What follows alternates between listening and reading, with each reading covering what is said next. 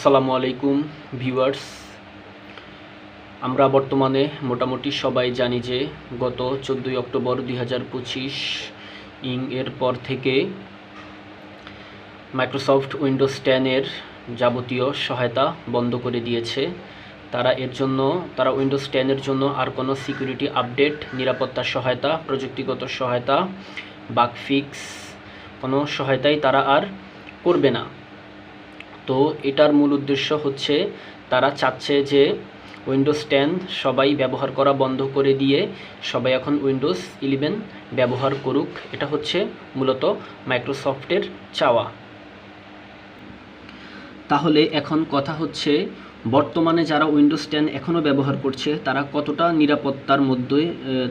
নিরাপত্তার মধ্যে আছে এবং কি বর্তমানে উইন্ডোজ 10 ব্যবহার করা কতটা নিরাপদ। আসলে এটি বর্তমানে ব্যবহারকারীদের জন্য কখনোই নিরাপদ নয় বলে আমি মনে করি। বর্তমানে উইন্ডোজ 10 ব্যবহার করা আগের মতো নিরাপদ নয়, কারণ মাইক্রোসফট অক্টোবর 2025-এর পর থেকে এর জন্য আর নিরাপত্তা আপডেট দেবে না।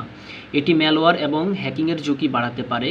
তবে আপনি যদি উপযুক্ত পিসিতে উইন্ডোজ 11-এ আপগ্রেড করতে না পারেন, তাহলে সর্বোচ্চ 1 বছর পর্যন্ত নিরাপত্তা নিশ্চিত করতে নিরাপত্তা আপডেট ESU প্রোগ্রাম ব্যবহার করতে পারেন।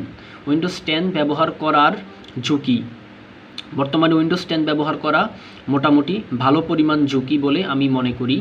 উইন্ডোজ 10 ব্যবহার করার ঝুঁকিগুলো এখন আমি আপনাদের সামনে তুলে ধরব। নিরাপত্তা ঝুঁকি। মাইক্রোসফট অক্টোবর 2025-এর পর থেকে উইন্ডোজ 10 এর জন্য নতুন নিরাপত্তা আপডেট প্রদান বন্ধ করে দিয়েছে। এটি আপনার কম্পিউটারকে ম্যালওয়্যার এবং অন্যান্য অনলাইন হুমকি থেকে ঝুঁকিপূর্ণ করে তুলবে। সাপোর্টের অভাব। সাপোর্ট বন্ধ হয়ে গেলে আপনি কোনো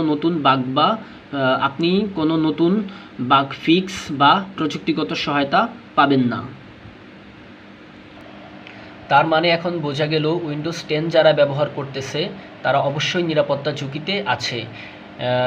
যেমন ম্যালওয়্যার, ট্রোজান হর্স, হ্যাকিং, নানান ধরনের ভাইরাসমূলক আক্রমণের শিকার ব্যবহারকারীরা হতে পারে।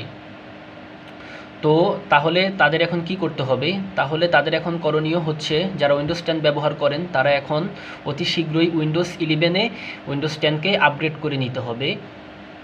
যদি রাতারাতি তা সম্ভব না হয়, তাৎক্ষণিক যদি তা সম্ভব না হয়, তাহলে তাদেরকে যা করতে হবে সেটি হচ্ছে extend security update ESU program ব্যবহার করে আরও 1 বছরের জন্য অক্টোবর 2026 পর্যন্ত নিরাপত্তা আপডেট করে নিতে পারবেন তারা।